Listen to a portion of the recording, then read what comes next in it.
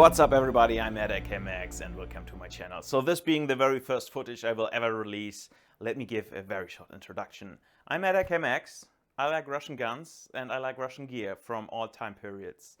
I am more a collector and maker of things rather than being on the field, so you won't see a lot of gameplay footage on here.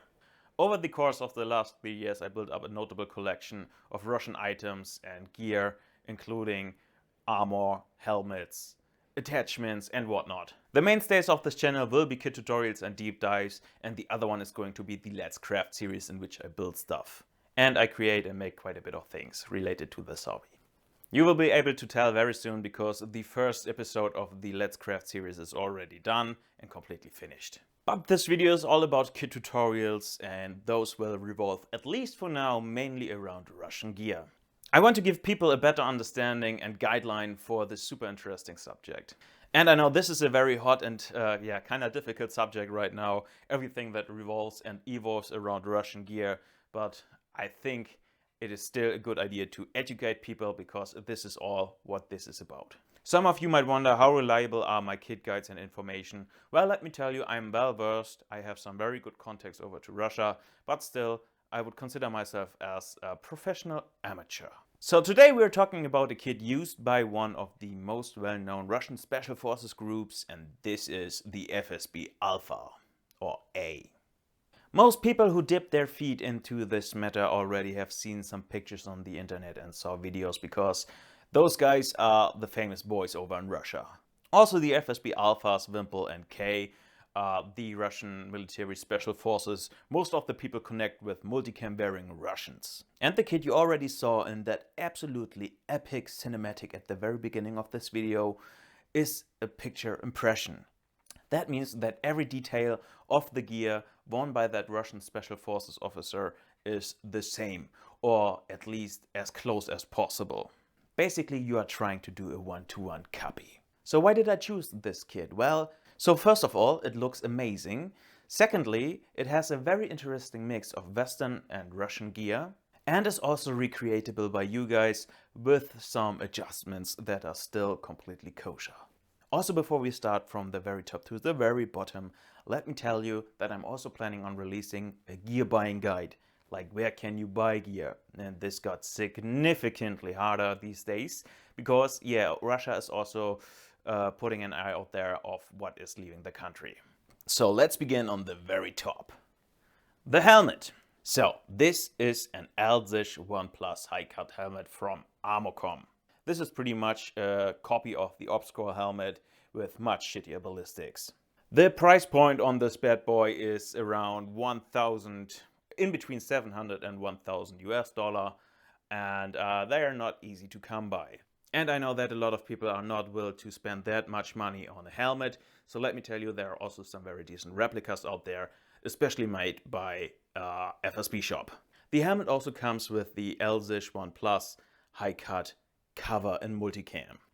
For the Air Pro we have the 3M Peltor Comtax XPIs. Sadly also a very expensive piece of equipment, including the Peltor helmet mounts, but there are some decent replicas out there, and I will also show you how to improve those with original markings. Furthermore, on the back of the helmet we have the VIP IR infrared strobe. There are also replicas available out there. On the other side of the helmet we have a Charge Pro MPLS light. As you can already tell, there's a lot of Western gear, especially when it comes to the helmet used by the Russian Special Forces. And now something very interesting, the night vision. This is an AN PSQ-20.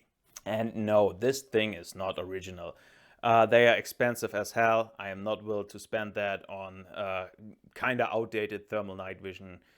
And I made this thing myself. And it is actually functioning. It has an infrared night vision built into the housing I designed. And yes, I am well aware that infrared night vision is garbage, but still it works very nice for what it is and surprisingly good.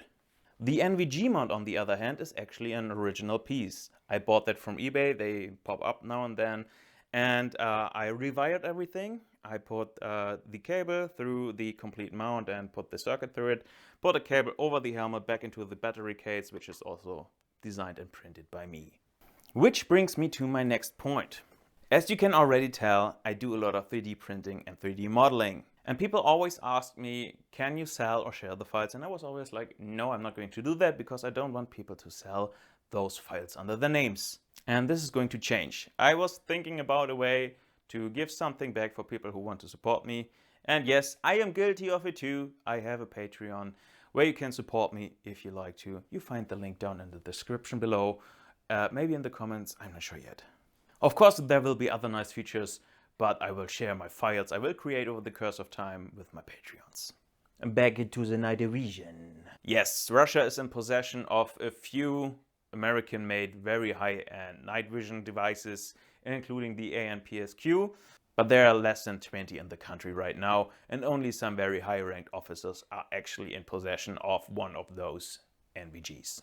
So let's move on to the plate carrier. So this plate carrier is made by Warrior Assault Systems, and this is the TsSN. The TsSN is one of the most famous plate carriers and used by special forces all over the world, including Russia. But here is something very important to mention. The amount of Western gear used by Russian special forces is not even as close as high as people like to make it, especially in the West.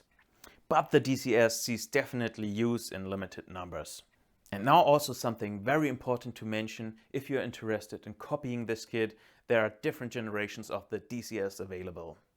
Mainly you can tell by the color of the Velcro. As you can see, the correct early version of the TsSN has brown Velcro stripes. While the Velcro stripes on the new generation of TsSN plate carriers are in multicam. Those on the other hand are not used by the Russian special forces.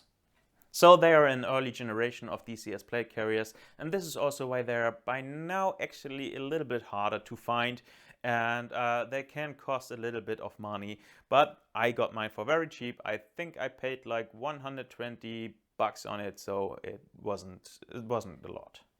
If you're not interested in such details, you can of course also go with the TsSN plate carrier in the new gen with the multicam Velcro stripes. Oh boy, oh boy. Yeah, let's talk about patches, shall we? There are two patches on this kit that are very close to something that resembles, something very close to a swastika. It's called a kolovrat. I don't know if I pronounced that correctly, I just rolled the R. Yeah, and those kolovrats are sometimes connected to, neo-Nazis. Why would there be neo-Nazis in Russia? Aren't they in Ukraine to denazify it? And yes, the Russian special forces are actually quite full of neo-Nazis. But I used those kolovrats just for the sake of a correct impression, but I don't want to show this off on YouTube because I am not even sure who keeps track with the guidelines of YouTube. So this is my alternative patch I use for this video. It is also a Russian patch that sees quite a bit of use. It has a historical background, something around, I don't know, 1600, 1800. I forgot the complete meaning, I was too lazy to Google it, but you can also use, of course, something else. And here we have the PTT by Paltor. It is basically the press to talk button, which PTT stands for in between your Comtex and your radio. So let's talk about the shoulder protectors. These are especially notable because they are extremely rare. They were made by Nagant Tactical, which is a Taiwanese company that went out of business in 2013 and made things in a very limited quantity. Even in Russia, those are nearly impossible to get, but I have an alternative. Some of you guys might have already heard about the Ford Gladiator and its variations. It is a very famous body armor and used by the Russian Special Forces. You will see the Ford Gladiator actually very soon on this channel. And it also has two shoulder protectors and a groin protection. They look like this and you can get them quite frequently. They pop up now and then. Like I said, the gear buy tutorial is coming very soon, in which I will explain exactly where to look out and what to expect when buying Russian gear. So let's talk about the pouches in use. On the front of the plate carrier you can see 3 magazine pouches. Those are made by High Speed Gear. Those are called Fast Tacos. HSGI is an American company and you can pick those up pretty much everywhere, but there are also some very cheap replicas available on Chinese sites like AliExpress, for example. So now something very interesting, the grenade pouches. I was actually researching for months, seriously months, what those grenade pouches could be. And in the end, I found out that one of my very good friends over in Russia actually knows the FSB guy personally, and they are self-made. Yes, he sewed those grenade pouches himself, and I did the same. So in here I have 2 RGD grenades and 1 flashbang, 1 Saya flashbang. I, of course, don't own any real grenades. Those are replicas. Depending on the game mode, you can, of course, use them as flashbangs or kill grenades, frag grenades. Also, these grenades are super interesting because they just function like the real deal. You pull the pin, you release the safety bar, and in a future episode of Let's Craft, I will turn those grenades into bang grenades. On the left kammerband, we have a Warrior Sword radio pouch, and I added 2 more magazine pouches by Ford. I did that because I like to carry more mags. On the original setup, there are no further pouches other than the radio pouch. When it comes to the sling, I have to admit a defeat. I have no idea what the original sling was he was using in the video. I have absolutely no idea. I was searching and researching for months, and I came up with nothing that was fitting. So I searched one up on Amazon that came as close as possible. This is just some Chinese 1-point sling, but I've seen the same officer using a Black Hawk 1-point sling in black on other pictures. So back to the unobtainium, the PP protection. Yeah, the groin protection is also made by Nagant Tactical. It is actually from the same set as the shoulder protection is, so very, very hard to get. And the same goes for the first aid pouch that is attached to the groin protection. On the panel for the first aid pouch, there's also the tourniquet attached. It is just one of those classic tourniquets you can find basically everywhere. It's a complete black one with a timestamp on there. So what is the alternative for the Nagant Tactical groin protection? And once again, Gladiator saves the day. This is one of the most distinct features of the Ford Gladiator, and I've seen it actually on so many different loadouts that had no other Gladiator parts. I've even seen people attach it just to their battle belt. Also, there are a few companies making actual replicas of the Ford Gladiator, so your chances are high that you can either grab the real deal or the replica parts when it comes to shoulders and groin protection from the Gladiator. And the last part on our plate carrier is the Warrior Assault backpack. The Warrior Assault cargo backpack is also a very common item in TsSN that is usually directly attached to the plate carrier. And be careful when you're shopping for the DCS Gen 1, because often shops actually use old pictures of the version with the brown Velcro, and in the end you get the new gen delivered. That happens to me 3 times. So let's move on to the battle belt. So the whole battle belt setup is worn with Cry suspenders. The belt itself is a combination of the HSGI Sure Grip and the Cobra inner buckle. This is an excellent belt, which is very comfy, and all honor to its name. It has a very good grip and doesn't slip at all. For the pouches, we have again HSGI high-speed gear tacos, 2 pistol tacos, and 3 rifle mag tacos. And I just noticed how many unobtainable parts made by Nagant Tactical are actually on this kit, including the drop pouch. If you're looking for alternatives, I'd heavily recommend Ford, JTAC, or SRVV.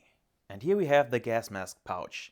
This is on the original and Anna gas mask pouch. I went for the Ford, but the Anna's on the way, but still hasn't arrived yet, so I went for the Ford for now. So the holster is a Cry Kydex multicam holster for a Glock 17 with an X300U pistol flashlight.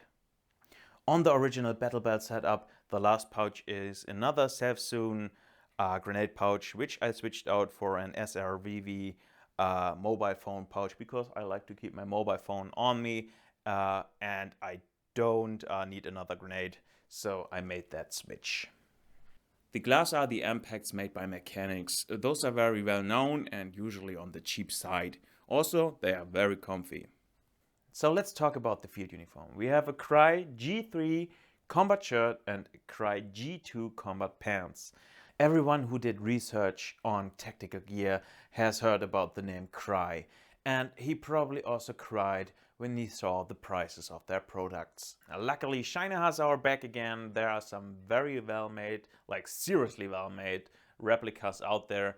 For example, TMC and Amazon are some very good manufacturers of combat pants. I once owned a TMC G3 clone, and I have to admit it was by far the most comfortable pants I ever had. These days it can be a little bit tricky to get your hands on a G2 combat pants, depending on your location, of course. In Europe it is a little bit more difficult than in the United States of America, but they pop up regularly on online marketplaces. The shirt is also made by Cry. It is a G3 combat shirt, and I have to say that you feel the difference when it comes to clones and the original way more on the shirt than on the pants, with the original shirt being much better than the clone, of course.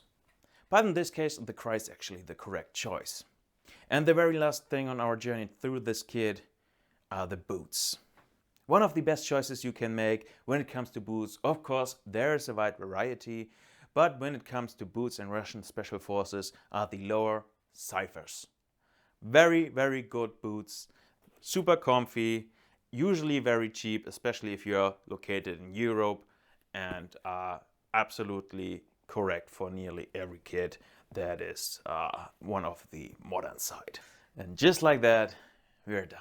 Thank you guys so much, especially if you have stayed with me till this point. I hope you guys can tell that I put a lot of effort, thought, and also resources in this video.